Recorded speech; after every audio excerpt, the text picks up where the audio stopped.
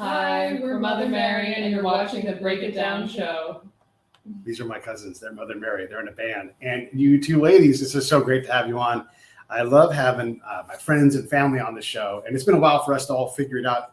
You two are so busy, and you are not small town Missoula ladies anymore. No, yeah. Now we're in LA. You're in New York City for almost 7 years as well. And I'm back and forth a lot, so to catch us both in the same place is hard. Yeah. But we're happy it's finally worked out. Yeah. Something happened to my shot here. Oh, there it goes. We love to talk.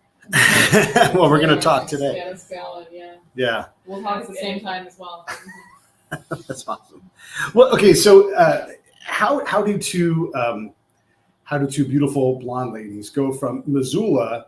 You're twins, right? How do you go from Missoula and say, I'm going to go, and you don't just do one thing. You guys do a number of things. Music is your main thing now. Yeah. Mother Mary Music. Everybody should go to mothermary.band. Is that right? Yeah, .band. Mothermary.band.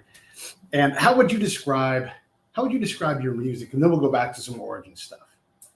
Okay. I guess we like to say it's sacrilegious electro-pop, but if I was going to describe it a little more, it's definitely like, dark wave, synthwave, 80s inspired pop, electronic, art pop. Yeah.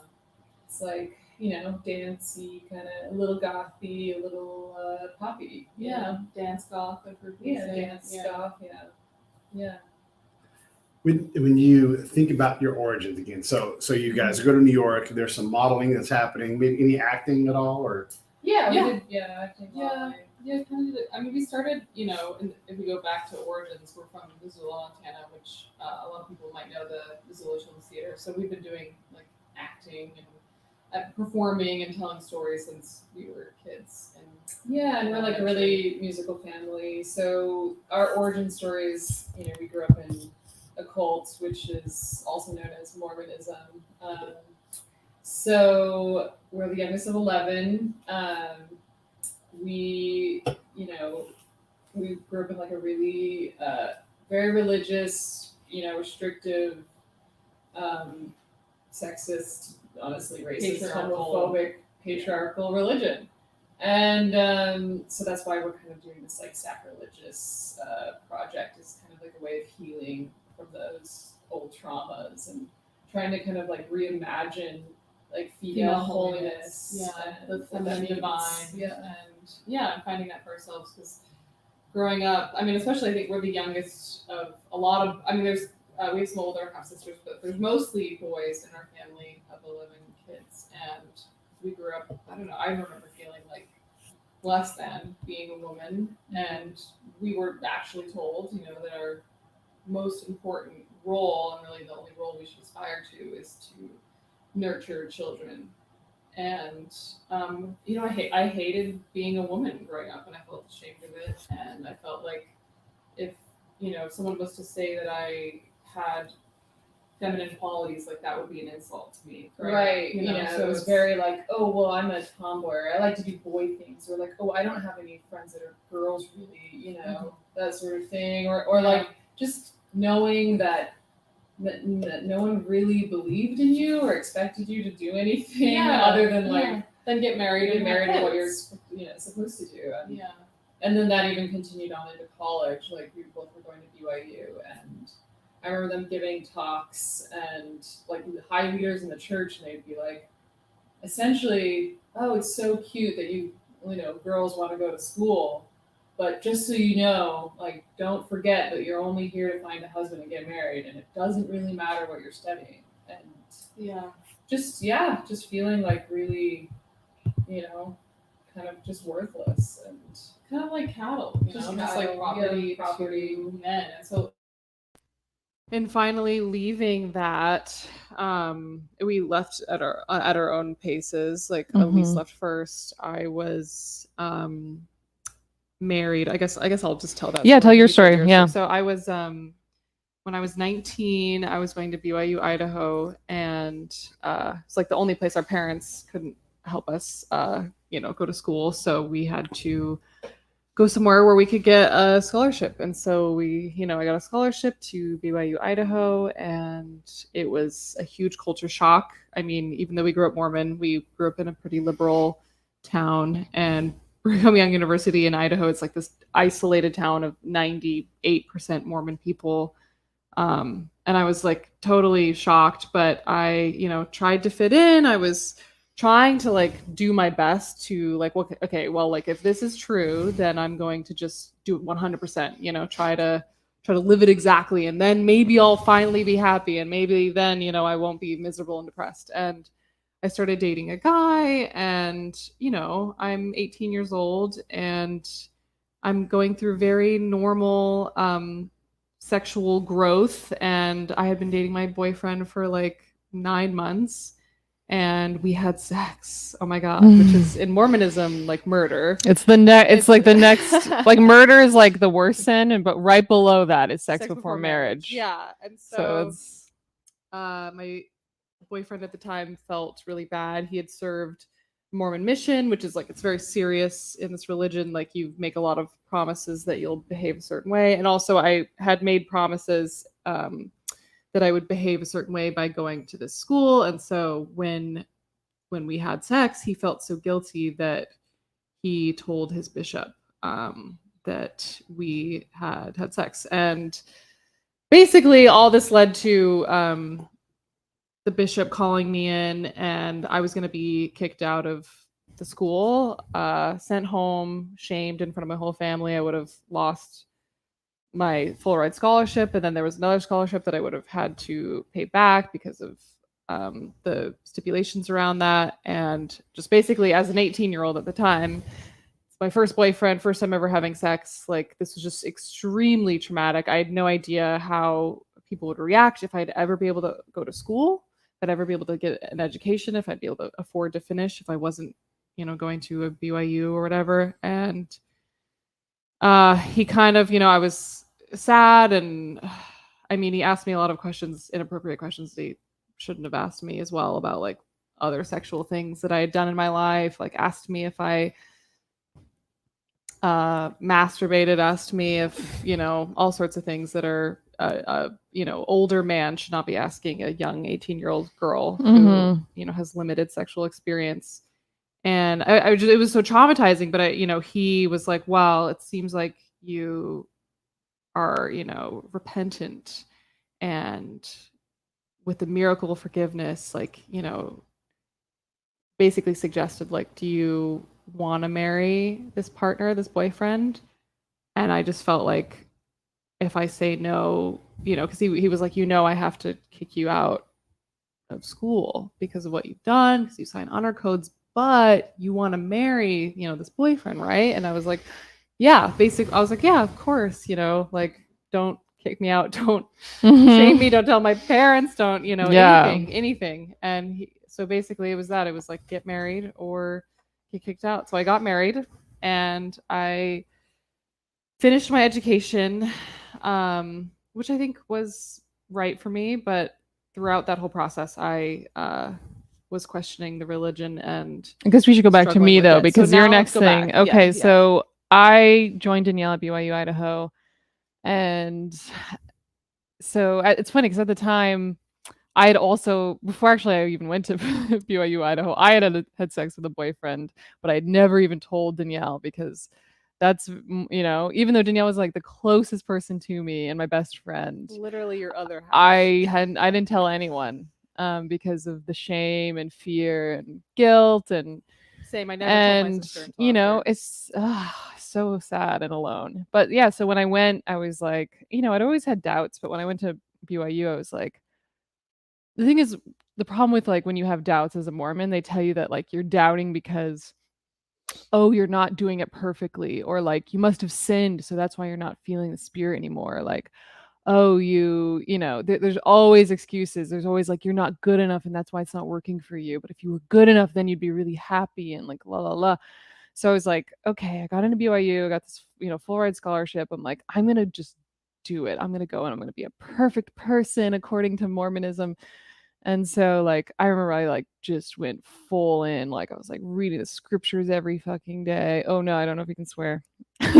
But you know, I was reading the scriptures, I was you know, praying, and I went to the bishop to repent, and he also did the, you know, with the miracle of forgiveness thing. And he actually has you read this book called Miracle Forgiveness, which is kind of the one of the tipping points where I was just like, what is this? Like, this is, it's a book that's written by like an older prophet. And they kind of they're like, oh, it's not exactly doctrine, but they use it like but if that, it's like and a they give prophet to wrote anyone. it, that's supposed to be Yeah. doctrine. I mean, they say it's like they'll go next back to- on it yeah. now because it's Yeah. like obviously outdated, but back then it was like, no, this is like the Doctrine, word of a yeah. prophet, which is like essentially the word of God. Mhm. And in this book it says horrible things. It For literally instance, says yeah. that if a woman it would be better for a woman to die than be raped. Like, so if someone's trying to rape trying to you, rape you, you should fight to the death instead of being yourself. raped. Yeah, Because apparently you being raped makes you so unclean and worthless. And yeah. Yeah. And then we've been for you to yeah. die. I mean, and It's we'd heard horrible. horrible things before. Like, you know, they'll say like, oh, like a girl who has, you know, any sort of sexual contact is like a chewed piece of gum, you know, she's used up. She's like, you know, and that, what does that tell us? It tells us that like our worth as women is our bodies and our sexuality, and that we're essentially prostitutes that are giving our sexuality to our husband. Anyways, for protection and you know, and security and safety, you know, it's an exchange. And anyway, so things are starting to sink in, and I just started to get incredibly depressed. Just like I couldn't sleep, I couldn't eat. Like Danielle remembers like waking up and I would just be like in the shower bawling my eyes out. Or just like wandering the streets alone at like 3 a.m. And because it just didn't make sense. Like I was doing everything that they said I should do. Like I had repented. Really I went through the whole repentance process. I read all the books he wanted me to read. I fucking wrote essays. Like I was reading my scriptures all the time, obsessively praying. Fully, like her art, like I was writing songs about God and like and just being uber religious. And I just was like the most unhappy I've ever been in my life. Like just despair. Like I remember like, you know, you're not allowed to kill yourself because then you'll go to hell. But I was like secretly wishing that a bus would hit me and I would die. Like I just wanted to die. I wanted out. And eventually I think at the time I thought it was God, but I think my inner self, my inner savior was like my intuition was just like, get out of here. Like get out of here. So let me ask you a question. So as you guys are going through this conscious crisis, your religious crisis, are you parallel on this? Are you guys each talking to each other and talking about how we're not. We were too afraid to talk about it. I was too scared to even. That's the thing that I don't think people realize, like how horrifyingly scary it is when you're in it to tell anyone that you have any doubts. That I was scared. I was so scared that I wouldn't even tell my literal best friend in the entire world, the person that I have spent my entire life with. I was afraid to tell her that I did not believe. I mean, you're afraid of even the voice in your head that's doubting it. You're like, no, shh, shh, no. Because even that's an evil thought. Even allowing yourself in your head to doubt it. They say doubt. Yeah. They literally say doubt your doubts. I mean, they literally tell you that that's Satan or that's letting an evil spirit, you know? It was so scary.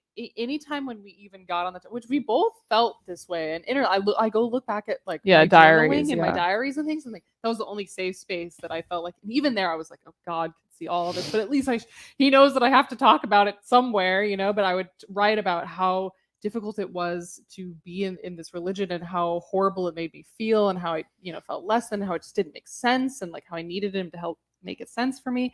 Never would say that to Elyse. And even when we did, it was like one of us would be right. Because we're trained to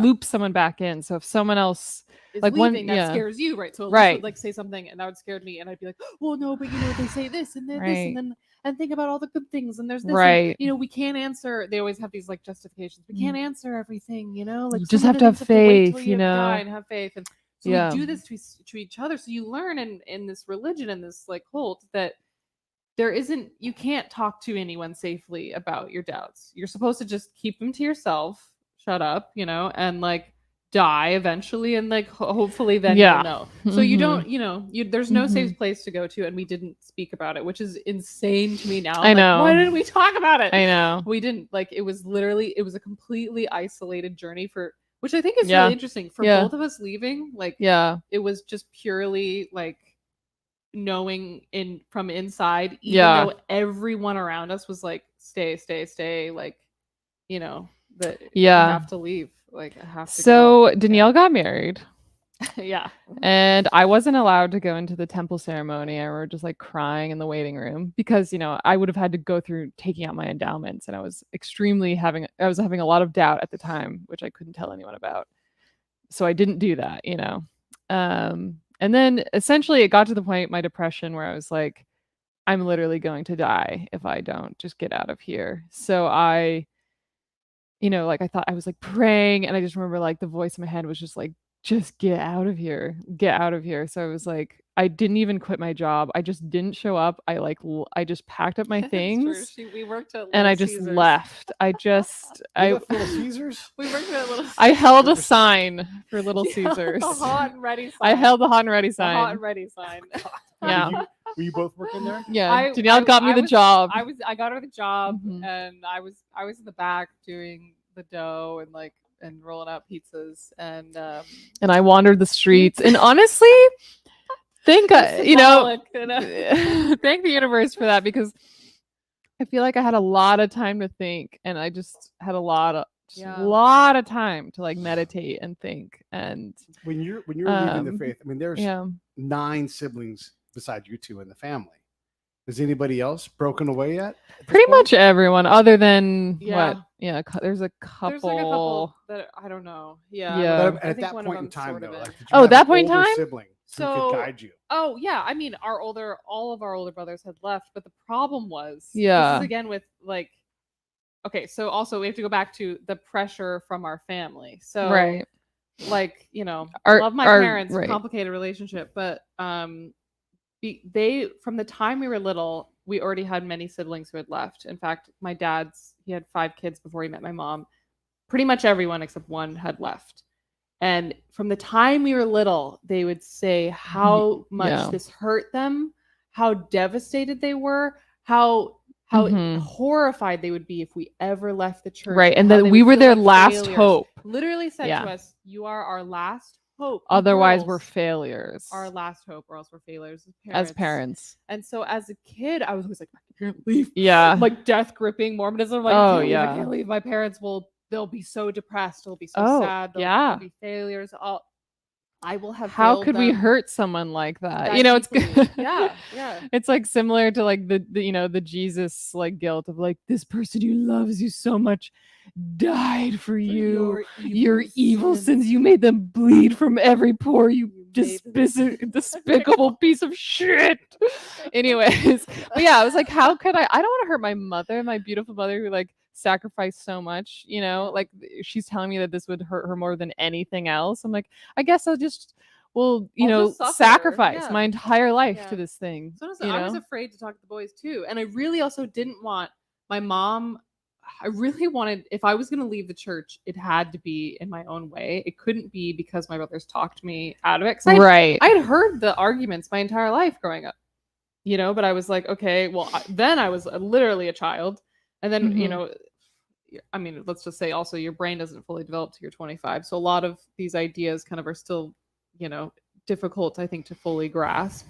But as I was getting older, I was like, okay, I can't just be like, have mom one day be like, oh, the boys talked you out of it and you just listen to your brothers, la la. I was very like, they can't tell me anything. Like they could say anything and I'm not going to listen. Also, at the time, they weren't my own thing. They weren't the best. The best. They weren't like examples. Like they were. My brothers were going through some hard times, and like they were. I don't know if we could out them. But yeah, like there was some there's You know? it's like they were seen as like the bad boys, and so And there they were like the example of what not to do, Yeah. and what we had been and told. our parents would be so. like, this is what happens if you leave Yes. the church. Oh, you're immediately gonna Like- get into drugs or go to jail or like whatever, Yeah. get arrested or something, which Yeah. all happened, but to certain brothers. But we won't also, say who. also some of those times not their fault at all, and also, there's yeah. other horrible Also, stories involved police are with horrible, police. and we Yeah, could have gone down the whole. yeah, That's that a whole other thing rabbit of how hole. Our family has had horrible experiences with police and police lying and doing lots. So that's a whole other thing. We hate police. Anyway, so yeah, so we hadn't talked about it. I just tell everyone that because I have a semester off, because BYU Idaho does this thing where there's like always school happening and different people have different semester or parts of the year off. So I had a semester off. I was like, I'm just gonna go to Salt Lake and work. And so everyone thought I was coming back, but I knew I wasn't coming back. I was like, I don't know. So I like literally hitched a ride with some kid like going to Salt Lake City with just like a suitcase of stuff and my guitar. And I'm sorry, I find that funny. But yeah, and I literally slept on a friend's floor, like this girl I'd barely met, and she wasn't allowed to have like guests. Cousin? No, first it was Oh, it was Courtney. first. Oh, And yeah. until our cousin like reached out to me, and so I rented her one of her rooms, but then she was cuckoo crazy too. So then anyways, I finally moved into this like 6-bedroom house with a bunch of ex-Mormons other than me, and it was like so serendipitous, and everyone like really gently like helped me out of Mormonism, like helped like I just remember like having conversations like all night long, and just like really like just beautiful time in my life. Also horrifying, and they were super patient with me, and but yeah, it was just like a really terrifying and beautiful time in my life, because I was shout out to Kara and Milo. Shout out to Kara, Milo, and Garrett. Yeah, and and Monty. And Monty. Oh, Monty. Yeah. Because like Monty was the first queer person like that I really became like good friends with, and made me realize like, wait, I don't think this is wrong. Like, wasn't it when you were you with Monty when you were at the gay rights? Yeah. So the final moment, because it's like, you're people don't like to say brainwashing, but it's like you're conditioned, right? Your brain is like gone down these certain pathways so many times, you're trapped, and you're in some sort of prison of the mind, if you will. You're brainwashed, in other words. But I was like, I pretty much let go of everything, but there was still that final thing of in Mormonism, they tell you that whenever you feel like, that overwhelming good feeling, like you get from like head to toe, like maybe you get goosebumps, like just that like wave of like feeling that comes over you when like, I don't know, like when you get awe, when you like, when you see like something that's extremely beautiful, art or like waterfall, or even just like music, or like to hear about someone doing something like incredible. Like, anyways, anytime you feel that feeling, they tell you that is the spirit, and that's the Holy Ghost. There's the Holy Ghost. Like the Spirit of God is telling you that the church is true. So from a very young age, anytime I was told that, it was like, that's the Spirit of God, like telling you of truth. And so I felt, and they're like, if you deny that, then you're going to like the darkest depths of hell. If you've had the witness from the Spirit of God. And like I had, I thought I had, because I had been in church and had like overwhelming feeling of joy singing songs together with other people, or any other ways that they manipulate you into feeling that feeling. It's like sense of community, like beautiful songs, beautiful messages, even of like charity and love and forgiveness, and like it's like they put you in situations that make you feel that feeling. And I also hadn't even felt it for years. Like I hadn't felt it since I was a child. I remember like writing in my diary being like, I haven't felt the Spirit for years. Like, I don't know. But they tell you to just remember the one time you felt it. Anyway, so back to Utah. Monty takes me to this gay pride parade together, and I was there and I was watching as the floats go by, and one of the groups was a bunch of like, like double dad, double mom families, and they're holding up signs saying like we deserve to be a family. And I got just whenever I talk about it, I get chills, but I just got chills all over my body, and I was like, yeah, of course I believe that. Like, of course. And so I was like, oh my God, I'm free. Either that's a spirit of God telling me that it's great to be gay. Not only is it not wrong, it's fabulous. Like, or it's not the spirit of God and Mormonism is wrong. So either way, Mormons are wrong. And it finally like broke me free of that, like, and really it's just that your cage. own, inner Yeah. human intuition of knowing Yeah. and it's just like that. A lot of religions, they'll subscribe like normal physiological things that will happen to your body in certain circumstances and be like, that is God. It's like, it's a process of later being like, wait, like what stuff is me and what stuff was told to me is God, is actually me, or what stuff is like, your brain's very plastic, and what kind of pathways have they shaped for me by being in this religion, and what do I actually believe? How do I actually want to respond to things? Oh, and, like for over instance, time, you can even like logically, like once I left Mormonism and I even researched and I like was horrified because I was like, oh my God, this is so stupid. I can't believe I believed this. And I was so angry, and I was like, just like I felt like humiliated. I felt like the biggest joke had been played on me. Like imagine like you're 20 years old and you realize your entire life you've dedicated to something that's like honestly just pretty stupid. Like but so I was like, but still I would feel guilty for things that I logically knew weren't wrong. And then later on, like I read, some books about the mind, and it, goes into like left brain, right brain stuff where like, the ancient lizard brain, the part of your brain that's subconscious, that's not consciously aware, that part of your brain actually memorizes like culture and like, that's a part of your brain that understands facial expressions. It understands, value systems, and that part of your brain, like it's hard to reprogram that part of your brain because that part of your brain, it we evolved to fit into groups and to get along with others and to fit into society, right? So me leaving Mormonism was in a way me like leaving society. So my body was like, no, you're not safe. This is not safety, because your evolution wants you to conform to whatever's around you. Mormonism is like, and I'm sure a lot of other religions, but they're always like, oh, it's the easiest thing, it's the easy way out to leave. And I'm like, it's the most challenging thing I've ever done in my entire life. It's the most painful, humbling. I mean, it's the best thing. Also, the most incredible thing that I ever did with my life. And I think the most important decision I made. But it was the most excruciatingly painful, difficult, humiliating. Humbling, eye-opening, exciting. But very beautiful. So when you grab your guitar and you get in the car and you head away, what are you thinking? I mean, you're having the same crisis. I know I'm having. So I was like, I kind of was like, good for her, but also I was scared because I was like, oh no, like I'm alone.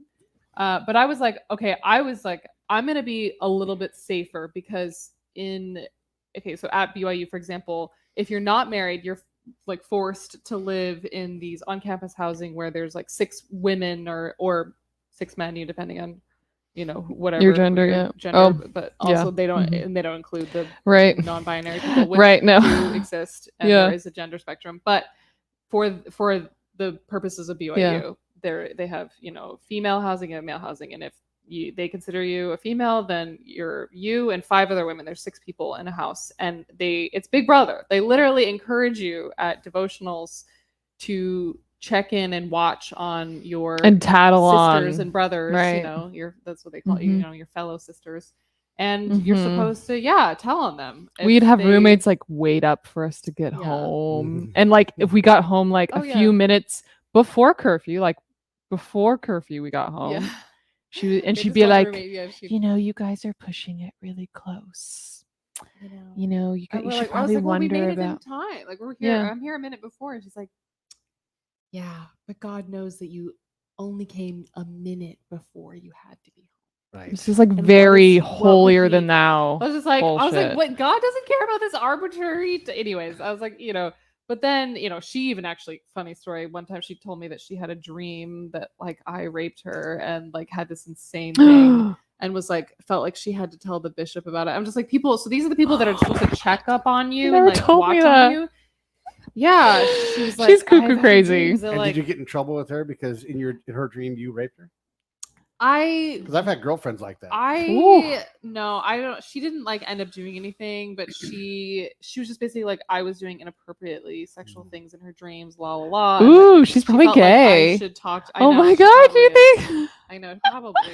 I wonder we I should was check like- in on her. Where's she at these days? Yeah, maybe. Yeah. So anyway, but yeah, so these are the people who are checking in on you. So back to anyway, Mhm. I felt like I'm a little safer because I'm getting married, so it's just gonna be me and my, husband. And he was always uncomfortable with the religion as well, and he was like in the punk scene, and that's why I felt like actually like Like a little why safer, yeah. I felt safe with him initially, and like why I felt like I wanted to go with that. It was like, okay, I can just be safe in this. I can finish my education. And when you're married, like they don't watch you as closely. We kind of we didn't go to church as often. We can kind of get away with a lot. So Elyse left, and to answer your question, I was scared for her and happy for her. I felt both. I was, I think when you're still I was still halfway in Mormonism. I don't know where exactly I was, but I was so partway in. hard. There's a part of It's- your brain that's like, this isn't real, this isn't real. And then there's a Yes. part that's like, shut up. Stay with stay in the community, Yeah. stay in the. So yeah, exactly. There was just two sides. I was really happy for her. I was really proud of her, but then I was also scared because it's like, I think as a human, you understand it's like you want everyone to be together. Everyone should no. So I don't know. It's tough to really say, but I didn't know if I'd ever get you back. Like I remember being like just crying to friends about it, just being like, I don't know if I'll ever have my sister back. you got I me was back. like, I know I got you back. Let's. I don't want to spend the whole Yeah. time on the Yeah. religious part of it, but Yeah. it is in Yeah. such a big part of your backstory, It's right? like Yeah. and it's like what so when I left my husband, I left the church, and I moved to New York with Elyse, just to shorten this whole story. And Mhm. we Elyse had left Mormonism before me, and I was just raw, like going through it right then.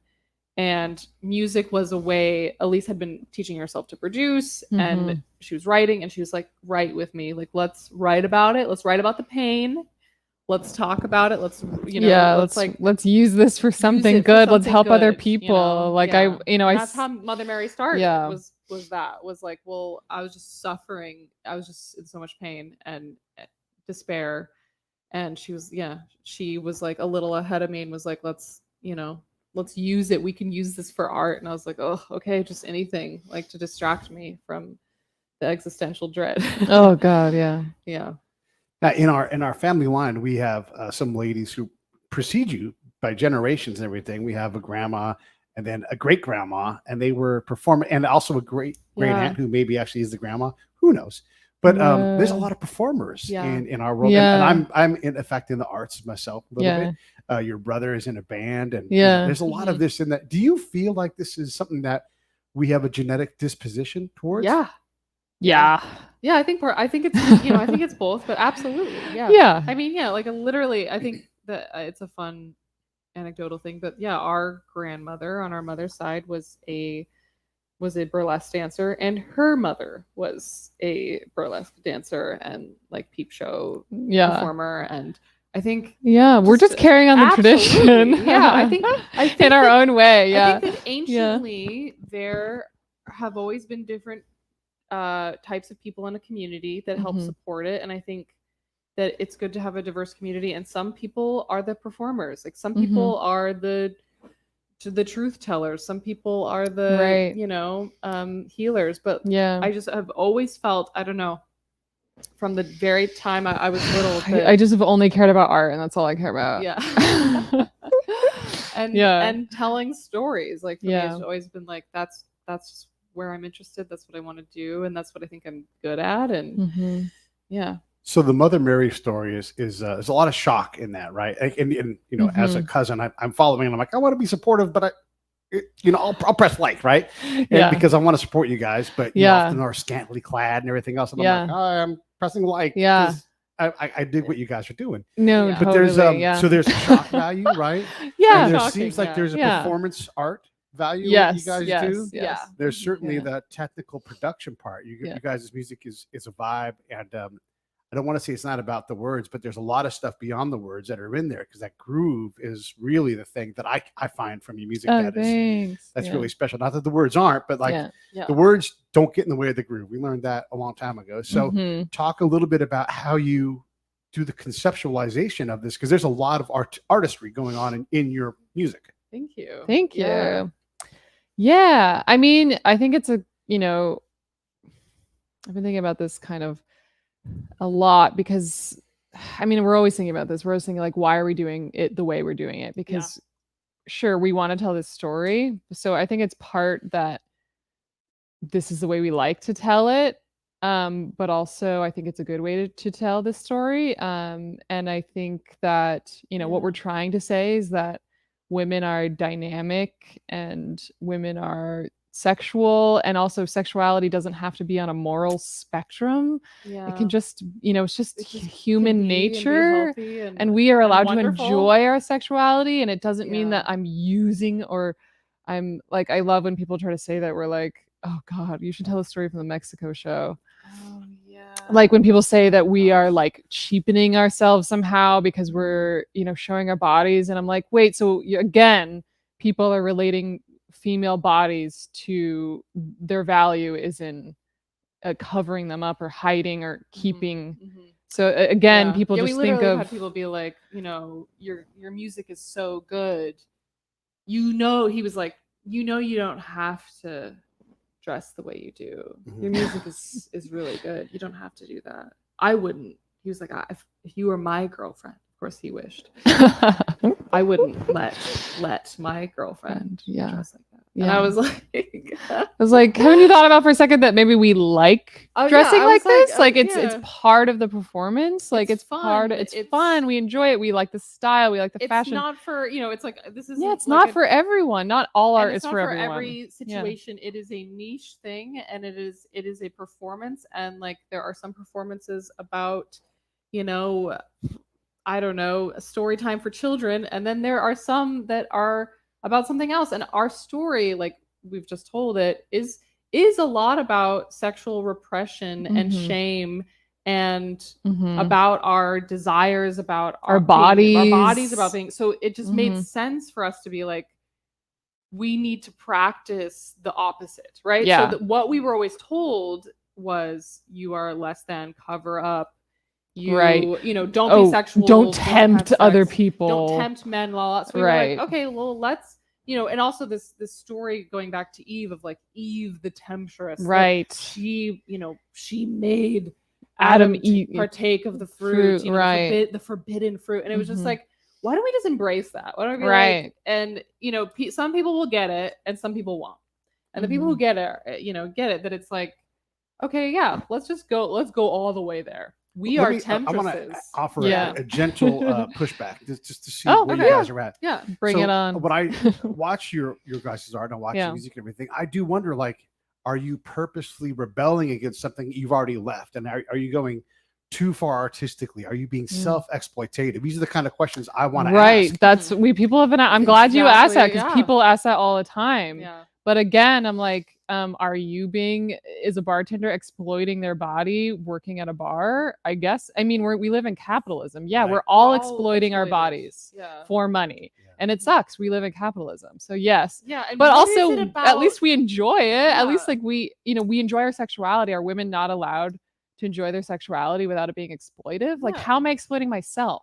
Like, it's also okay for a man to exploit a woman as a model in a commercial to make money for fucking burgers, but I can't exploit my own body for my art. No, when you know, I if it's enjoy exploiting what anyways. I'm wearing, and I'm like, I'm not ashamed of nudity. I think nudity is really important in our world. I like, obviously in certain contexts, I'm not saying, you know, I just feel like you have to. But sexuality is like a really beautiful part of humanity, and it's something that should be able to be fundamental part of yourself celebrated. You should celebrate. Yeah. You should nurture. You should develop healthfully. Develop it, and like, look, like, it's we are not for everyone. It's not for everyone, and we are being extreme because that's what art does. Is art explores, and pushes boundaries. And look, okay, is a comedian exploiting with humor? Does a if you have a skill, like I feel like and Elyse, I don't know, I feel like I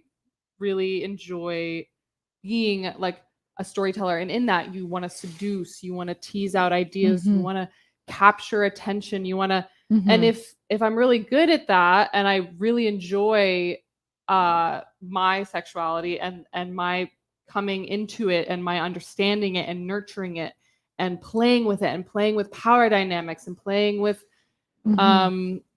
the different types of, you know, sexuality or performance or desire, and like if I use that in my storytelling for adults with music, why is that like exploitive? Like, why do I have to, like, was Cher exploiting herself? Like, was Madonna? I guess some people would say yes, absolutely. Well, I say fuck you. Like, they were pioneers. They're like, we want to watch, we want to be entertained, we want to be moved, we want to be turned on sometimes. And like, look, I get it. It's not for my family, you know, and you as a cousin and my brothers, I'm like, sorry. It's not for you guys. Sorry, guys. It's not for you. But like, also,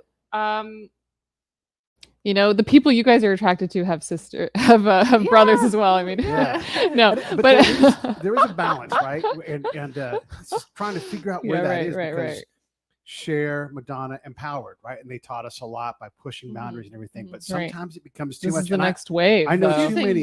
You're saying? So where is it too far? Is such a word too that it's become like a Dove campaign. I'm like, okay, so like I think that it's this conversation goes back to people's values, you know, and also their understanding of like what is like nudity wise or sexually wise, like what to that person and their value system is like right or wrong, you right? know? And so that's like, all about context, which is like culture, time and place. Like there's, you know, if anything, a lot of studies show that cultures that are more open sexually actually have less rape, less catcalling. So I would argue that we haven't gone far enough, you know? Exactly. We still, I know, like when people say like, oh, some of it goes too far, and I'm like, well, what? Because I'm like, if someone is getting hurt, then I agree. If someone's getting harmed. Right. But if people are not being harmed, if everyone's consensual in it and it's not being like forced upon someone, then I think that that's fine for adults to explore and to enjoy, like, you know? So I don't know, but that's, and also the thing is we're playing characters, so we're telling a story here, and we are in a very tongue-in-cheek way trying to compare you know, and play with power dynamics. We're comparing to religions and the power dynamics there, and we find it very similar to like BDSM power dynamics, and we find it very similar to, you know, we find the manipulations there, you know, interesting to explore, like in these characters that we've created as Mother Mary, because as Mother Mary we're portraying ourselves as like, ooh, we're evil seductresses, and we're like, so we're also playing a character, and it's, I just wish people could like, we're trying to portray religion in that same way. Villain in a movie and they're really entertaining, right? You know, you would be like, oh, they exploited themselves to be this evil villain, and it's like, okay, well, we get to play a character too, and we get to like enjoy. We're pretending that we're crazy cult leaders, you know, who are like manipulating and like religion and like worship, and like what, like we used to worship men, and like now our thing is like now they worship us, you know, and it's like it's like flipping the script on things and enjoying, like, okay, like who do people worship when they don't have a god, you know? And it's like a lot of it's like money, it's like it's music, it's movies, it's whatever it is, celebrities, like but whatever, it's, you know, art is not meant to make people feel really, oh wait, I mean, maybe some is to make people feel comfy and cozy, but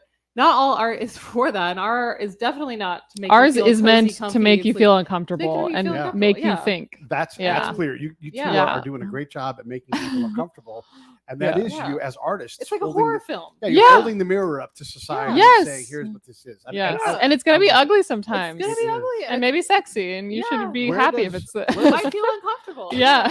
Where does Mother Mary stop, and the two of you start, and then where did the two of you separate from each other, if at all? Because when I'm walking Yeah. up here to the door here, and I'm like, at some point, Mother Mary is in front of me here, right? Yeah. Yeah. But right now, I'm walking up to come see my cousin. When does So- Mother Mary stop and we begin? No. I mean, honestly, I feel like we, well, okay, depends on what level we're talking. Like, if we're talking character wise, I'm only in character when we're like on stage. Like, Yeah. I don't know. It's, Yeah. it's So when too you go much to keep Ralph's, up. You're just No. whoever. Yeah. Oh. Yeah. I'm in sweatpants Oh, all the yeah. time, Oh all my day gosh. long. Yeah. No, unrecognizable. Yeah. No, Yeah. I mean, no, I mean, day to day, there's definitely a separation. Mother Mary is very Mhm. much a character that we play that's really fun to play, and Mhm. a part of myself. You know, but Right. we're all a pie. It's a and that's piece caricature pie, of and parts it's of very myself. real, Yeah. and it feels Yeah. really fulfilling to Yeah. play. But then it also feels really fulfilling to wear the same pair of sweatpants for a week, Yeah. and eat, trash, and go to Ralph's with, haven't showered in days. Like, that's definitely me too. And also, like, we also have, obviously Mother Mary is very sexual, but we also have sides that are very, Yeah. I don't know. I'm like homely. I don't Yeah, know. homely. No. I'm like, no, it's like, non-sexual. No. Okay. very Like nurturing. We're very caring. yeah. We're very sweet. We're funny. We're funny, goofy. silly. We're like, I don't know. We I don't feel take like, ourselves too seriously. yeah. We just want to, like, I mean, Mother Mary, like, if you see us live, you know that, like, we don't take ourselves too seriously, and we want to make jokes of all this, and we want to, like, it's not just, we're really hot, which, like, whatever, I mean, if people feel hot and they feel empowered, one girl came up to me one time, she was like, you write music for girls who are feeling themselves, and I was like, hell yeah.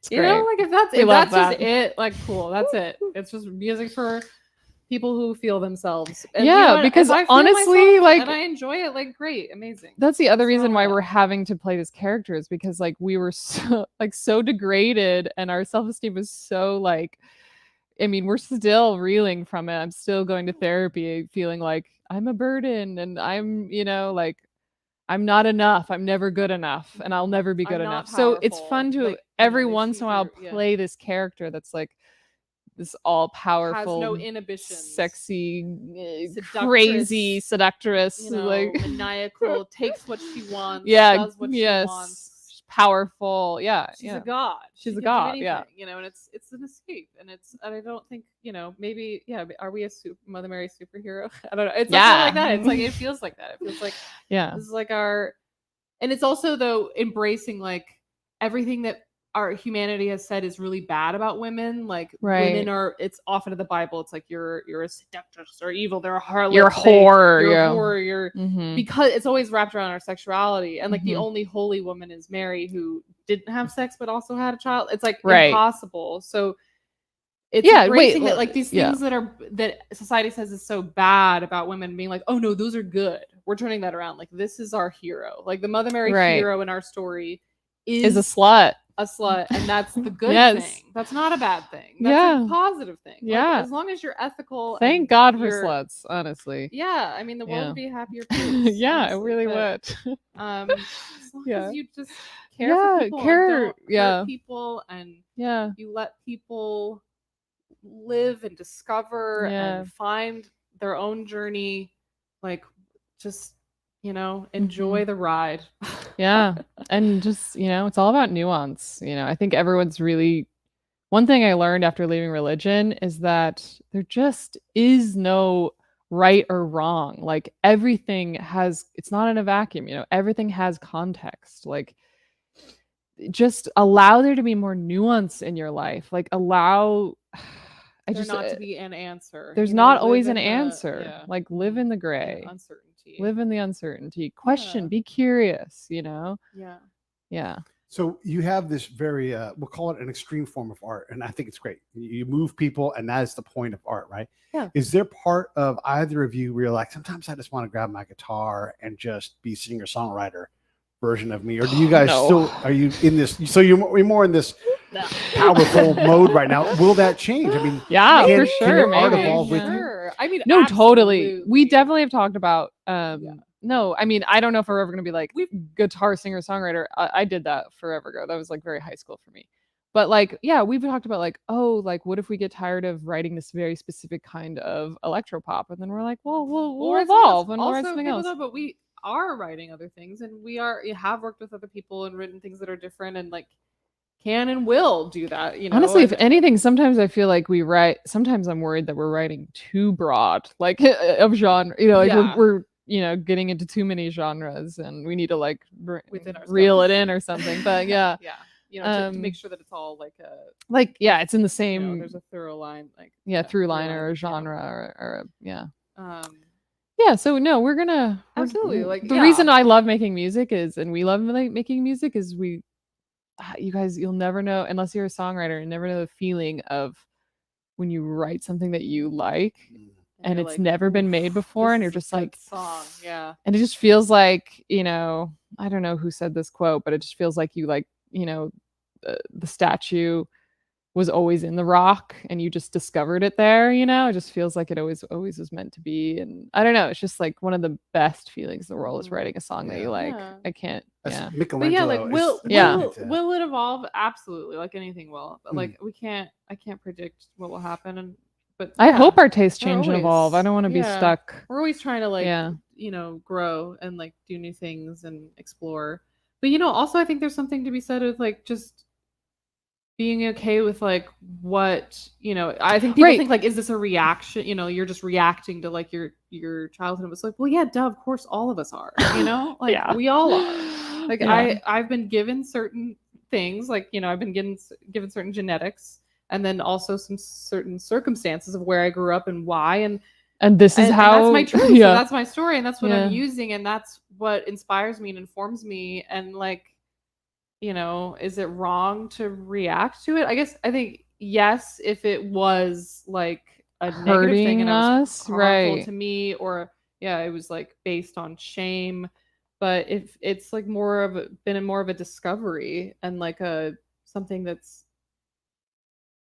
Honestly, made I me just feel like lighter. I just want to the make process. women feel more free to make any choices that, you know, any choices they want to make that obviously aren't, I feel like I hate that I have to constantly be like, that aren't going to hurt other people, but we get that. But I just want, you know, if I have to be, you know, like a super slutty harlot on stage so that a woman can wear a crop top outside and feel confident in that Safe. choice, then Like, that's just great. physically safe. Yeah, you know, just at physically least like they're it not would going just to be take- harmed. Yeah, Yeah. that even would be a win. You know, that if we can just get out into the culture enough that like, you know, yeah, we're being a little aggressive because yeah, we're angry. I mean, There's a lot to be angry about. but also we're celebrating too. And this is, I don't know, I think we found we love it. We're happy. So I think don't worry about us. If you guys are worried about us, yeah, we're happy. please let us fans, know though if yeah. we're hurting anyone. We would love to know, you know, and Yeah, don't want to hurt. we don't want to hurt anyone. We could you know, we'd love to hear about that. But I just feel like people are worried that we're somehow like hurting ourselves by we're exploiting ourselves. But no, we're very happy and I really love what we're doing and feel very lucky. And To do what you both do, it's a tight wire act. It's aggressive. It's out there on the edge of artistic expression and everything. That requires some level of trust between the two of you too. Or are you guys beyond trust because you're twins? This is a thing I'm curious about. I mean, maybe. I don't even know if we'd know if we were. no, because we have we're beyond. Yeah, no, I we think have do to trust each issues. other. We have Yeah. issues, for sure. Oh yeah, no, But I because feel like there's sometimes this deep down knowing. yes, I know that we we'll know we always got be it. okay. Yeah, we know we got it. But like, also I don't care. Like I just love you, and I don't care if we mess up and so you do something wrong or I do something.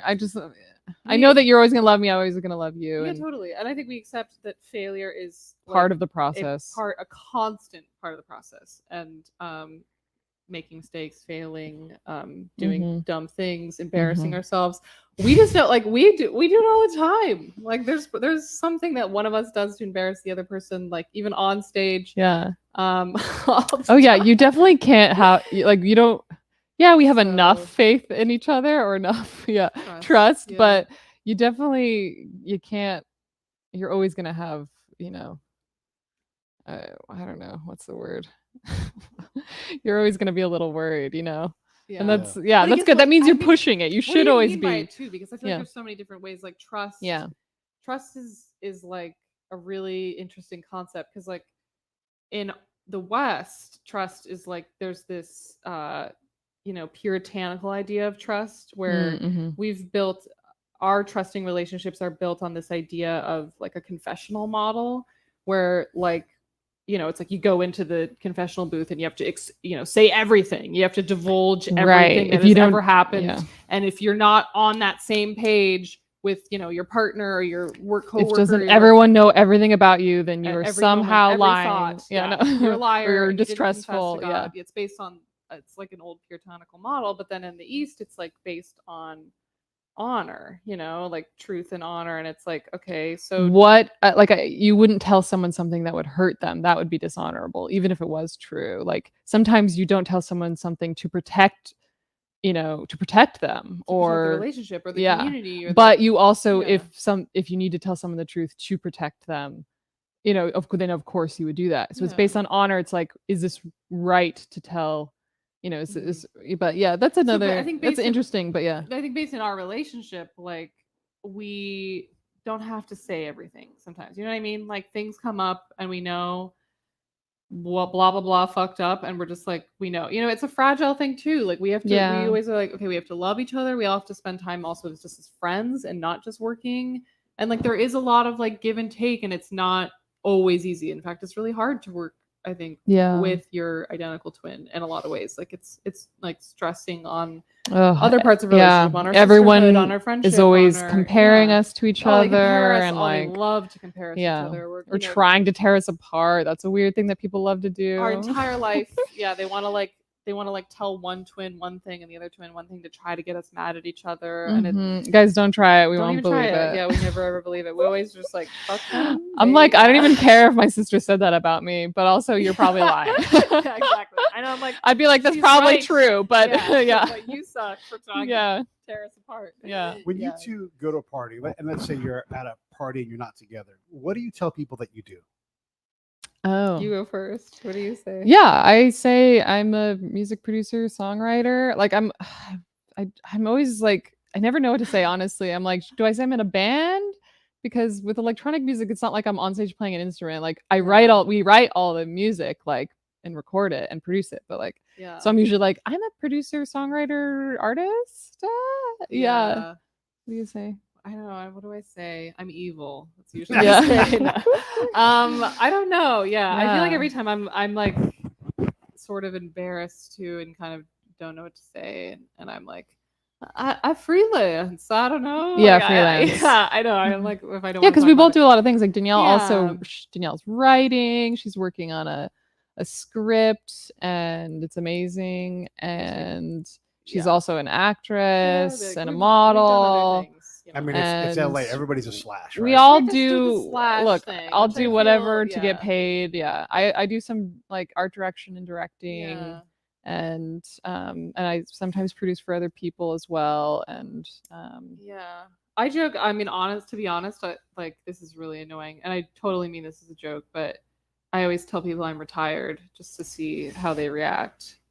Because then because honestly, they sometimes think that they're like tech or like that. They just really confuses them. But I like to think that I'm retired, just as a state of mind, even though it's not true at all. I feel like we Yeah. constantly work.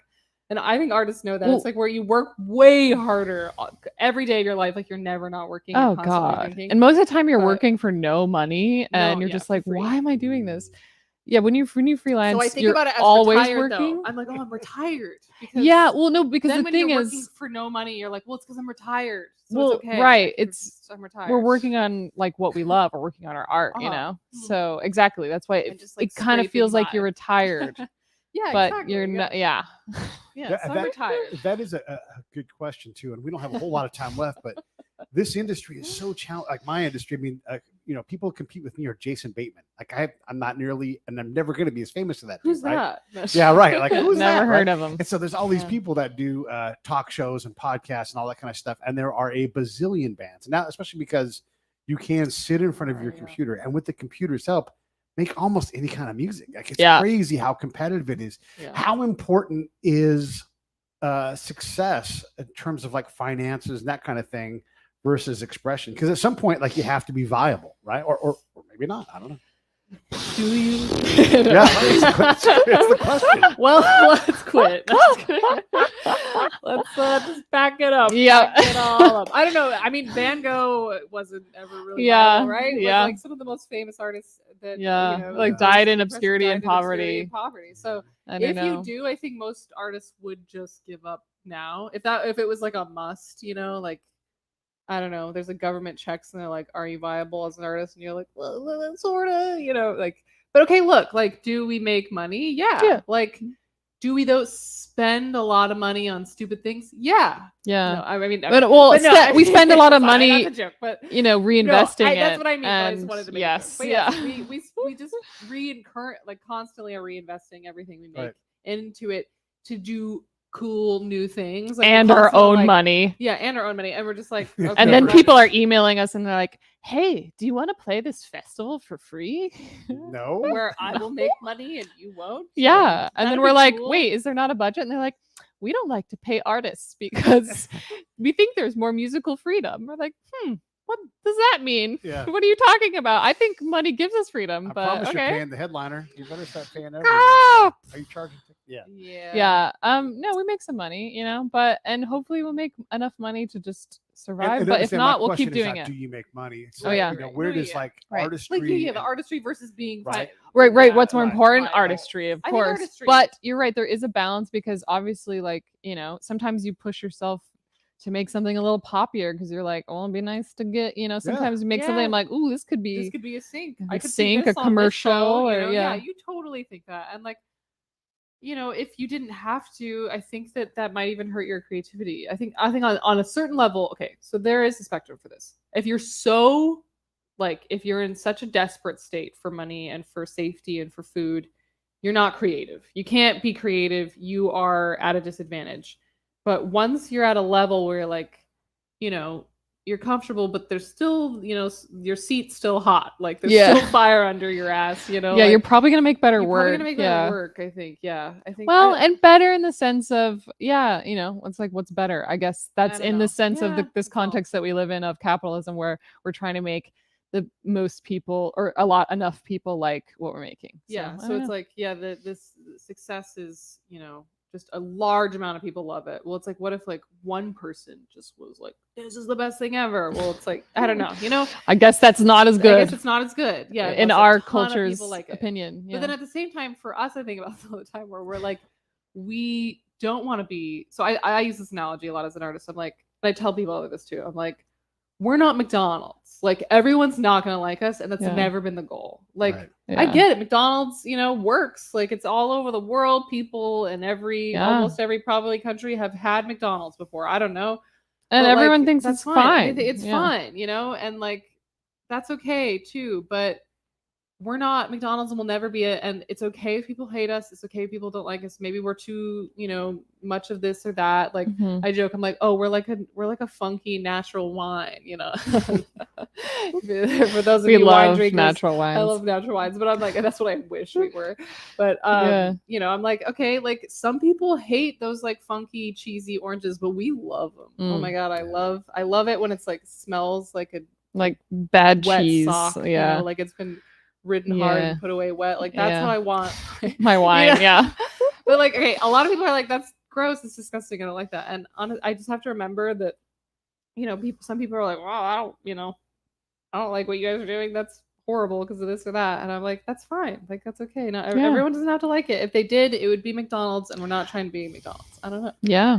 One last thing I want from you guys. It's I want go one at a time. and then whatever, Danielle, Elyse, whatever, whoever one goes first.